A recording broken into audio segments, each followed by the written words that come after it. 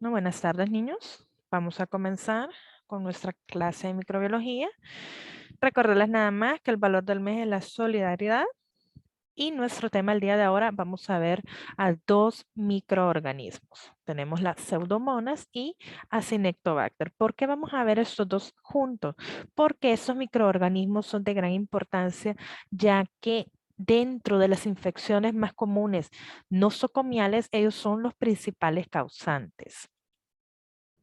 Los objetivos que vamos a desglosar en esta clase son los siguientes.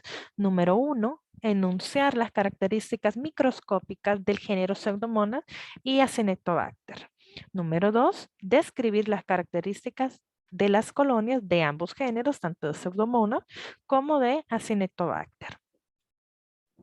Número 3, explicar algunas de las enfermedades que causan al ser humano. Y finalmente, mencionar el tratamiento y la prevención de estas enfermedades. Vamos a hablar un poquito acerca de las generalidades primero del género Pseudomonas. Decimos que es un bacilo gram negativo, móvil y aeróbico.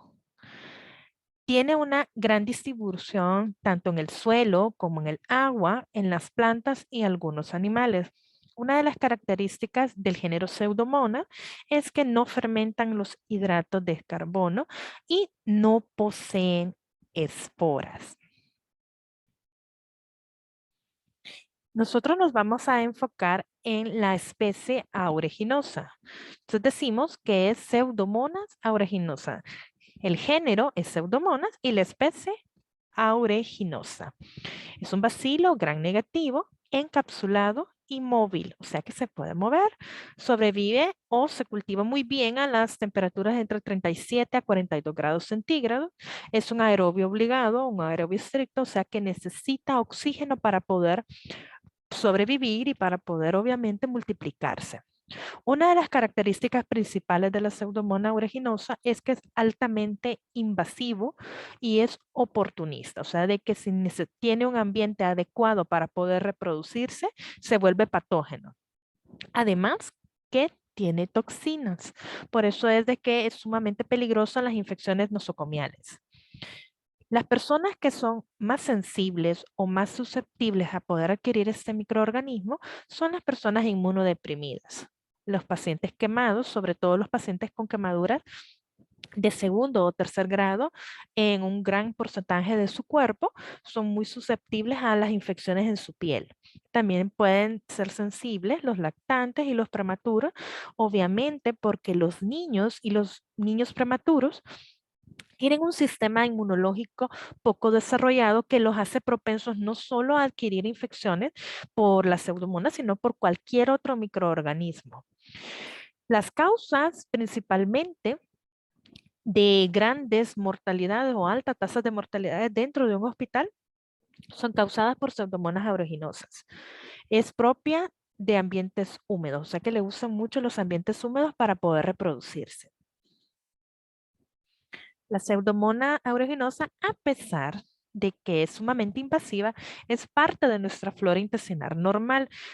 Normalmente no nos va a producir ninguna enfermedad, pero si encuentra la oportunidad o encuentra un ambiente adecuado para poder desarrollarse, se va a volver patógeno. Sobre todo, como les decía, en los pacientes quemados, que obviamente tienen su piel y sus tejidos húmedos y con una puerta de entrada muy propensa a este tipo de infecciones.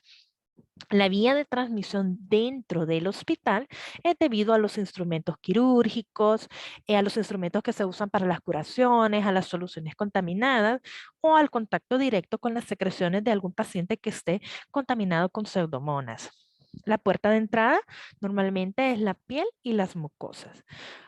Dos características muy importantes que ustedes tienen que tener en cuenta de la pseudomonas aeruginosa es que a la prueba de la oxidasa es oxidasa positivo y que oxida los carbohidratos, pero no los fermenta. Cuando hablamos de morfología, es un bacilo, o sea que su forma es alargada. Es un bacilo aeróbico obligado, necesita del oxígeno para poder sobrevivir, para poder multiplicarse y estos cuando los tenemos en sembrados en los diversos tipos de medios de cultivo, crecen con gran facilidad. No tenemos mucha complicación en el crecimiento ya que es sumamente invasivo y tiene una característica muy importante, es el olor. El olor de la Pseudomonas aeruginosa se describe como un olor dulce, muy similar al olor de las uvas o a las tortillas del maíz. Algunas cepas de Pseudomonas, no todas, pueden llegar a originar hemólisis, diferentes tipos de hemólisis. Cuando hablamos de hemólisis, recordemos que hay alfa, beta y gamma hemólisis. Algunas cepas las dan origen a estas, cualquier tipo de este tipo de hemólisis, pero no todas. Las colonias que forman son normalmente redondas, lisas.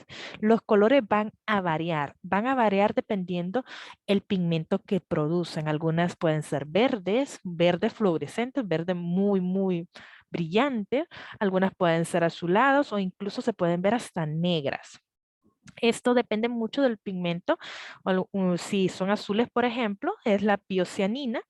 Es el pigmento que está activado en ese momento. Si ustedes aquí observan, esta es la pseudomona en agar sangre. Ustedes pueden ver que el crecimiento es abundante, se observa húmeda, o incluso se les podría decir que se ve cremosa. Los pigmentos pueden ser fluorescentes y pueden variar desde el rojo hasta el negro. El olor, como les dije, es un olor característico, muy dulce y se multiplica con facilidad. Nosotros podemos tener, aquí ustedes no ven la placa llena, pero incluso si se deja mucho más tiempo en la incubadora, podemos llenar completamente la placa de agar con este microorganismo. Las colonias, pues, siempre van a ser redondas y lisas, pero los colores van a valer dependiendo los pigmentos. Si es de color azul o un color entre negro azulado, es el pigmento piocianina, el que está activado. Si es amarillo verdoso, lo que ven aquí abajo, es la pioverdina. Si es rojo, piorubina. Y si es negro, piomelanina. Todo esto va a depender también el agar con el que nosotros estemos trabajando, nosotros estemos cultivando el microorganismo.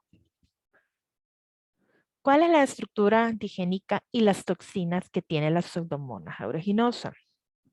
Recordemos que si es un microorganismo altamente invasivo, va a tener muchos factores de virulencia, muchos factores que van a hacer que se reproduzca y sea mucho más peligroso. Uno de esos factores de virulencia es que tiene fimbrias, tiene una cápsula de polisacáridos, además que produce 4 toxinas diferentes. Tenemos la exotoxina S, la T, la U y la Y. Además de las toxinas, también produce enzimas extracelulares, como por ejemplo las elastasas y las proteasas. Una de las toxinas muy importantes, además de las 4 que ya les mencioné anteriormente, es la exotoxina A. ¿Por qué? Porque bloquea la síntesis de proteína y es la que causa necrosis tisular, sobre todo en pacientes con graves quemaduras en su cuerpo. Entonces, ustedes se ven, si un paciente se contagia con pseudomonas, se puede complicar rápidamente porque es productor de toxinas y puede llegar a producir necrosis de los tejidos. Las infecciones por pseudomonas son muy complicadas, sobre todo de tratar. ¿Por qué? Porque van a sobrevivir a diferentes tipos de ambiente. Se pueden desarrollar muy fácilmente y colonizan rápidamente tanto el tracto respiratorio como el tracto gastrointestinal de los pacientes que están hospitalizados. También se necesita un tratamiento antibiótico de amplio espectro para poderlo erradicar. Estos pacientes, los pacientes más sensibles o más susceptibles, además de los que ya les mencioné antes, son más sensibles los que llevan mucho tiempo hospitalizados. ¿Por qué? Porque están más expuestos no solo a este microorganismo, sino a tener incluso infecciones combinadas con diferentes tipos de microorganismos.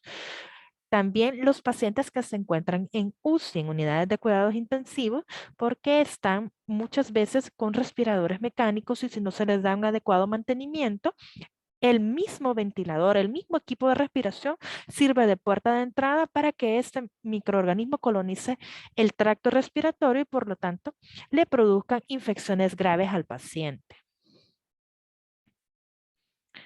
Las infecciones respiratorias son una de las características de este microorganismo. Las quemaduras de piel y tejidos blandos se pueden infectar debido a la pseudomonas. También puede producir infecciones urinarias. ¿Cómo va a producir o va a colonizar el tracto genitourinario? Con los catéteres, o sea, con las sondas. Los pacientes normalmente que están en UCI tienen sondas. Si no se hace un adecuado desinfección, si no se están cambiando continuamente esos catéteres, pueden ser una puerta de entrada para las pseudomonas y por lo tanto producir infecciones de vías urinarias al paciente. También pueden producir otitis externa, como por ejemplo la otitis del nadador, conocida también como otitis maligna. Y si ya nos vamos a casos más graves, pueden tener sepsis, septicemia, endocarditis, dermatitis y osteocondritis. Si no logramos descubrir a tiempo, el paciente se nos puede complicar, incluso puede fallecer si no lo tratamos a tiempo. Como ya sabemos, es un patógeno oportunista, a pesar de que vive normalmente en el ser humano, si encuentra la oportunidad, se va a desarrollar.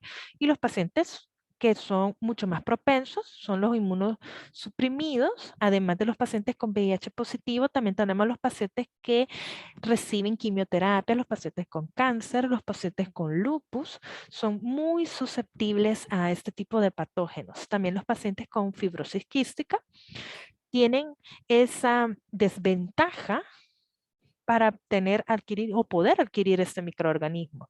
Y la Pseudomonas aeruginosa es el microorganismo causante del 50% más o menos de las neumonías dentro del hospital, de las neumonías bacterianas nosocomiales. El tratamiento de cualquier tipo de infección, ya sea de neumonías, infecciones de piel o del tracto gastrointestinal, son muy complicadas de tratar debido a de que esos microorganismos son altamente resistentes. Normalmente un paciente que tiene mucho tiempo hospitalizado ya ha recibido un tratamiento antibiótico previo para tratarle la enfermedad por la que llegó al hospital y por la que se ingresó. Y si adquirió dentro del hospital pseudomonas, ya de por sí tenemos una desventaja porque tiene una resistencia a los antibióticos. Entonces eso nos quita como las opciones para poder dar un tratamiento adecuado. ¿Cómo hacemos el diagnóstico? Primero, lo más importante es nosotros qué es lo que vemos en el paciente, qué es lo que desarrolla el paciente. Al ver lo que el paciente ha desarrollado, nosotros vamos a tomar la muestra. Por ejemplo, si yo le sospecho que el paciente tiene neumonía adquirida dentro del hospital, nosotros sospechamos que puede ser pseudomonas. Entonces se toman muestras de esputo, también podemos tomar muestras de sangre, muestras de líquido cefalorraquídeo, muestras de orina, todo dependiendo de lo que nosotros creamos que nos apunta al diagnóstico del paciente. ¿Cuáles son los medios de cultivo que vamos a usar para pseudomonas? Idealmente, agar sangre. Si ustedes recuerdan, ¿qué es el agar sangre? El agar sangre es un medio muy nutritivo. Entonces, es un medio muy ideal para pseudomonas. Pero no solo tenemos agar sangre, también tenemos el agar McConkey como otra opción para poderlo cultivar. Por ejemplo, aquí arriba, esta es una muestra de esputo de un paciente que adquirió pseudomonas dentro del hospital. Si ustedes observan, ¿qué es lo que pueden ver a simple vista? Se ve verdoso, ¿verdad? Se ve como espumoso, como cremoso, incluso se les puede ver flemoso. Ustedes pueden describirlo de esa forma. No se puede apreciar su forma debido al tipo de muestra, pero sí podemos ver que es abundante, que es húmeda y el color. Si ustedes lo tuvieran en la mano, podríamos describir incluso el olor dulzón que es característico de las pseudomonas. Las colonias normalmente son redondas y lisas. Aquí no se puede ver debido al tipo de muestra, pero en la siguiente diapositiva sí lo vamos a observar. Otra característica que nosotros tenemos que tener en cuenta es hacer la prueba de oxidasa. Este microorganismo es oxidasa positivo. Entonces, si nosotros tenemos una prueba de oxidasa positiva, ya nos apunta que podría ser una infección causada por pseudomonas. Al microscopio ustedes pueden observar los bacilos. Recuerden que es un bacilo gram negativo, por lo tanto lo vamos a observar de color rojo o color rosadoso. Aquí pueden ver ya un poco más la morfología de las colonias, si se ven redondas y aunque aquí no está tan abundante como la anterior, se pueden ver que sí crece rápido. Nosotros si dejamos, mientras más tiempo se dejen en la incubadora, este tipo de microorganismo crece rápidamente. No necesita mucho tiempo para poderse desarrollar. Como les dije anteriormente, este microorganismo tiene mucha resistencia a los antibióticos. Tiene una barrera de permeable, una barrera a su alrededor, como una membrana que lo hace resistente o lo hace propenso a tener mucha resistencia. Como coloniza superficies, no solo coloniza a los seres humanos, también puede colonizar las superficies de los objetos dentro del hospital. Al llegar a colonizar las superficies, hace como una capa de biofilm y eso le da como más resistencia para poderse defender contra los antibióticos. Además, también adquiere resistencia por plásmidos. Entonces, esto es lo que nos hace mucho más difícil poder tratar ese tipo de infecciones. A pesar de que es difícil de tratar, sí hay muchos antibióticos que son altamente efectivos contra las cepas de pseudomonas, como por ejemplo tenemos las fluoroquinolonas, la gentamicina y el imipenem. Pero en este caso, de este último, normalmente se usa combinado. ¿Por qué? Porque se usa combinado. Recuerden que, como les dije, un paciente hospitalizado ya ha tenido un tratamiento antibiótico. Entonces se busca combinar tratamientos antibióticos para poder cubrirlo y tratar de erradicar mucho más rápido la infección con pseudomonas para que el paciente no se nos complique. Pero nosotros, además del tratamiento, obviamente antibiótico que se le debe dar al paciente, tenemos que tener ciertas medidas para evitar que este microorganismo se disemine y poderlo llegar a controlar. Lo primero que nosotros tenemos que tener cuidado es en las técnicas de aseo, las técnicas de asepsia que nosotros le vamos a hacer a los pacientes si tienen heridas, heridas abiertas, si tienen quemaduras en su cuerpo, los pacientes que están con respiradores. Todo esto se debe de tener muy en cuenta. ¿Por qué? Porque influye mucho para poderlos controlar. Se debe de revisar los catéteres, se deben revisar las sondas y se debe de ver si se están esterilizando adecuadamente, ya sea los instrumentos quirúrgicos, las vendas, las gasas, todo eso se tiene que revisar si se está llevando el procedimiento adecuado de las técnicas de esterilización, las técnicas de limpieza para poderlo controlar. Cuando un paciente tiene altas quemaduras en su cuerpo o incluso heridas, se debe hacer debridamiento de la herida, quitar el tejido necrótico, porque eso va a reducir el riesgo de infección. Se pueden aplicar agentes antibacterianos, sobre todo para prevenir la infección de este microorganismo, como por ejemplo la sulfadecina de plata, nos puede ayudar como un método preventivo para que las quemaduras en los pacientes se reinfecten o se lleguen a complicar si se adquiere las pseudomonas. Bien, eso sería pseudomonas, hijos. Vamos a hablar del otro género que también es de gran importancia en un ambiente hospitalario, porque son los dos organismos que se pueden adquirir dentro del hospital. A pesar de que hay varias especies de Acinetobacter, nos vamos a enfocar y nos va a interesar más el Baumani. ¿Por qué el Baumani? Porque es el que se desarrolla mucho más rápido dentro del hospital. El Acinetobacter es un coco bacilo, o sea, de que tiene tanto forma redonda como alargada. A la reacción de Gram es Gram negativo, o sea, de que se va a observar al microscopio, ya sea rojo o rosado. Es un agente infeccioso muy importante, sobre todo en las enfermedades que se desarrollan en UCI, en unidad de cuidados intensivos. Su hábitat natural son la tierra, el agua y se ha aislado en algunos alimentos, también en artrópodos y en el ambiente. En los humanos puede colonizar la piel, sobre todo una piel que tiene heridas, heridas abiertas, puede colonizar el tracto respiratorio y el tracto gastrointestinal. Algunas cepas son agresivas y por lo tanto sobreviven la desecación ambiental, o sea, de que dependiendo de los cambios de clima, ellos pueden sobrevivir durante muchas semanas Y por lo tanto, esto hace que la transmisión dentro de un hospital sea mucho más rápida, sobre todo si los objetos o los fomites que nosotros usamos para tratar al paciente están contaminados. Las especies de Acinetobacter, por ejemplo, tenemos a Baumani, Calcoaceticus y el Iwophi. Estos sí son de transmisión nosocomiales, pero nosotros más, la que vemos comúnmente es Baumani dentro del hospital. Entre la epidemiología de Acinetobacter es un patógeno, es un microorganismo que le gustan mucho los climas calurosos y húmedos. Los ambientes dentro de una unidad de cuidados intensivos tienden a ser así. Recuerden que no vamos a tener a los pacientes normalmente en aire acondicionado, ¿verdad? Entonces, muchos pacientes recuerden que están con fiebre, las heridas también se tornan húmedas y esto hace de que sea un ambiente propicio para que ellos se puedan desarrollar. Hace tiempos, hace décadas, más o menos 2 décadas, pues es un, más o un tiempo más o menos teórico de lo que el Acinetobacter era un problema ya nosocomial.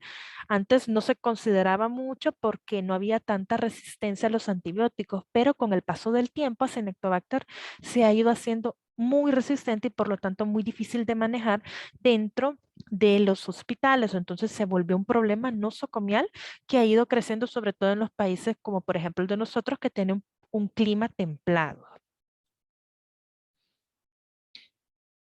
Dentro de nuestro cuerpo, si Acinetobacter coloniza el tracto respiratorio, nos puede causar neumonía, neumonía nosocomial. Si coloniza la piel, puede haber infección de las heridas o reinfección de estas heridas. Nos puede provocar una respuesta inflamatoria muy rápida debido a que nos produce cierta citotoxicidad. Puede llegar también a invadir, si ya coloniza el tracto respiratorio, nos puede invadir e infectar el torrente sanguíneo y a través de catéteres o sondas infectar el tracto urinario. ¿Cómo coloniza las células del huésped? Se adhiere a las células sanas del huésped y es así como empieza a multiplicarse. Resiste mucho a los agentes inhibidores y las condiciones de la piel y la mucosa dependen mucho de la diseminación o la multiplicación de la Acinetobacter. Como les dije antes, la supervivencia ambiental es muy grande porque resisten muchas semanas, independientemente de los cambios del clima, si se desinfectó o no se desinfectó, o también si se recibió tratamientos antibióticos. ¿Por qué? Porque Acinetobacter lamentablemente es una bacteria, un microorganismo multiresistente. Eso quiere decir, cuando una bacteria es multiresistente a un antibiótico, tiene que ser resistente a 2 o más grupos de antibióticos. Y en este caso, Acinetobacter es multiresistente a antibióticos. Una de sus características microbiológicas, además de ser un cocobacilo gran negativo, es oxidasa negativo. La mayoría de las cepas de Acinetobacter, excepto Acinetobacter y Iwophi, va a crecer bien en agar McConkey. Si nosotros quisiéramos aislar Acinetobacter y Iwophi, podemos optar con agar sangre, pero si yo sospecho que es otra especie, puedo siempre optar por agar McConkey, que es un agar sin sal. Aunque nosotros clasificamos Acinetobacter como un fermentador de la lactosa, a veces también nos puede fermentar parcialmente lactosa, pero siempre, siempre, siempre, siempre, siempre nos va a poder crecer en agar McConkey. Entonces, todo eso tienen que tenerlo en cuenta porque es muy importante conocer qué tipo de medios de cultivo vamos a usar dependiendo los microorganismos. ¿Cuál es el mecanismo de resistencia de este Acinetobacter? El Acinetobacter resiste sobre todo a las cepas nosocomiales. Eso va a incluir que los antibióticos beta-lactamasas, como por ejemplo la penicilina, se vuelven inútiles para poderlos tratar.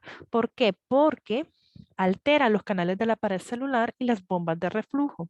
También puede llegar a producir, además de las beta-lactamasas, resistencia a las quinolonas. debido a que muta los genes y lo hace multiresistente. Se ha descubierto también que no solo es resistente a las quinolonas, sino también a los aminoglucósidos, porque expresa enzimas modificadas. Ustedes ven como la bacteria ha mutado, se ha vuelto mucho más fuerte y por lo tanto mucho más difícil de tratar con los diversos tipos de antibióticos que nosotros conocemos. En el caso de la resistencia, por ejemplo, de las beta-lactamasa con cefalosporinas, ¿por qué es que es resistente a este tipo de antibióticos? Es porque tiene un cromosoma que lo hace resistente específicamente a las penicilinas. Entonces, las penicilinas nosotros las vamos a descartar, aunque podrían ser de primera elección para tratar a un paciente. Entonces, nosotros tenemos que buscar otros tipos de antibióticos que no sean beta-lactamasas, sino de que las inhiba para poder manejar a ese tipo de microorganismo. ¿Cómo se manifiesta clínicamente las infecciones nosocomiales? Normalmente el paciente lo va a manifestar con una neumonía. Se va a ver especialmente en los pacientes que están ventilados, tienen ventilación mecánica. Entonces se le conoce como neumonía asociada a ventilación mecánica. ¿Cómo se afectan estos pacientes? Debido a que la puerta de entrada muchas veces es el mismo ventilador, el mismo equipo de ventilación que le está dando soporte respiratorio, se vuelve la vía de entrada de ese microorganismo. Obviamente, si ya está en el tracto respiratorio, ya coloniza el tracto respiratorio, dando como resultado la neumonía, infecta el torrente sanguíneo. Entonces, tanto neumonía como la infección del torrente sanguíneo son las dos fuentes más frecuentes de bacteremias o septicemia en este tipo de pacientes. Por lo tanto, debido a esto, tenemos altos índices de mortalidad en los pacientes que se encuentran con ventilación mecánica. Más o menos andan entre un 28 y 32%. Que ustedes digan que es un porcentaje muy pequeño, pero dentro de una sala de UCI, ese porcentaje es bastante grande, hijos. Las infecciones del torrente sanguíneo no van solas. Acinetobacter siempre va a ir acompañado con otro tipo de microorganismo. Entonces, al estar combinados, se vuelve mucho más difícil de contrarrestar. ¿Por qué? Porque también hay otros microorganismos que a pesar que son parte de la microbiota normal, ya sea del tracto digestivo, del tracto respiratorio o de la piel, si encuentran un ambiente oportuno, se pueden volver patógenos. Entonces, Acinetobacter siempre va a ir acompañado, por ejemplo, con Staphylococcus coagulasa negativo o con una infección por Enterococcus. Esto puede corresponder también debido a los ambientes, al tipo de ambiente que se encuentra en las salas de UCI. Y eso hace que el diagnóstico pueda llegar a ser tardío y por lo tanto no se les puede dar un tratamiento oportuno a este tipo de pacientes. El tratamiento para las infecciones por Acinetobacter ha ido cambiando con el tiempo debido a la resistencia que se ha ido presentando. Antes era tratado con cefalosporinas de amplio espectro asociadas a inhibir las beta-lactamasas. Pueden irse combinando con sulbactam. Por ejemplo, una ampicilina combinada con sulbactam puede funcionar bien con un Acinetobacter que no sea multiresistente. También tenemos otro tipo de antibióticos, como por ejemplo el ertapenem. Eso también puede ser una opción para poder tratar una neumonía nosocomial que nosotros sospechemos que pueda ser causada por Acinetobacter. En el caso de que Acinetobacter baumannii ya sea multiresistente, como es un problema que viene aumentando con el paso de los años, se ha vuelto un problema ya clínico de parte de la clínica dentro de un hospital. Entonces, ¿por qué? Porque es causante de muchas de las muertes de los pacientes hospitalizados. Entonces, eso se vuelve un problema al momento de hacer la elección adecuada del antibiótico. Porque si habla de multiresistencia, es que es resistente a varios grupos de medicamentos. Entonces, antes de cualquier cosa, ¿qué es lo que nosotros tenemos que evitar? Así como en el caso de Pseudomonas, nosotros tenemos que evitar que se disemine, que se multiplique, que pueda infectar a más pacientes. O sea, mientras más pacientes hayan infectados con este microorganismo, mucho más rápido se va a diseminar y se va a volver más resistente. Entonces, nosotros, ¿qué es lo que tenemos que hacer? Es revisar el material hospitalario, revisar los aparatos de ventilación mecánica, los catéteres, los líquidos de diálisis peritoneal, todos los instrumentos que se ocupen ya sean para cirugías, para curaciones, incluso el área donde se guardan estos instrumentos o estos materiales se debe de revisar y ver si se están dando una adecuada limpieza, una adecuada esterilización para poder evitar la propagación de este tipo de microorganismos que son altamente agresivos y causantes de una gran mortalidad en los pacientes que están en UCI.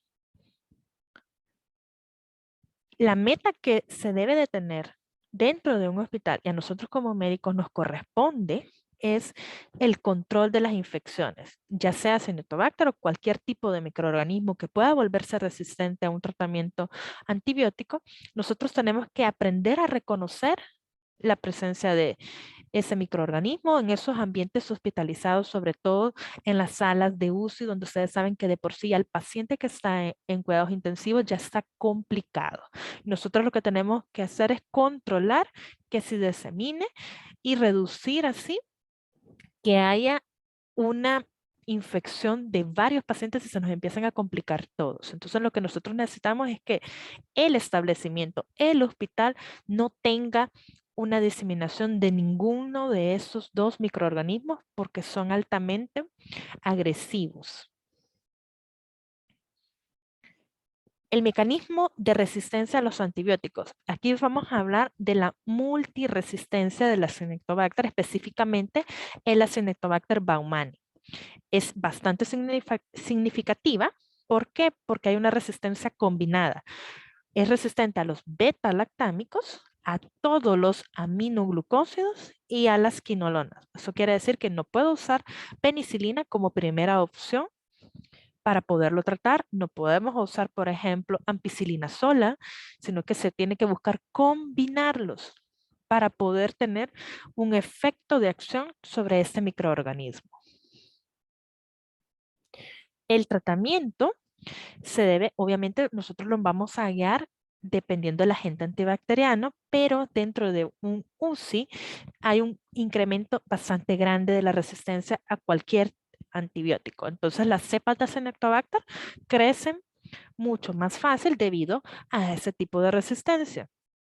Actualmente el tratamiento de elección, antes al principio eran las beta-lactamasas, pero como el Acinetobacter se volvió resistente y luego multiresistente a diversos grupos de antibióticos, ahora ya solo prácticamente se está usando este tipo de medicamento, el medicamento combinado, como el imipenem con cilastatina. Debe ir combinado, ¿por qué? Porque nos va a cubrir un mayor espectro, va a tener un mayor espectro de acción, entonces puede reducir un poquito la infección de este tipo de microorganismo. Muy bien, hijos. La clase es hasta aquí. Como les expliqué anteriormente, era una clase bastante corta, así que vamos a tener un espacio para poder dispersar alguna pregunta, alguna duda. La bibliografía que usamos fue la microbiología de Jawetz en el capítulo 16. Entonces, quedo con ustedes para despejarme cualquier duda que tengan, hijos.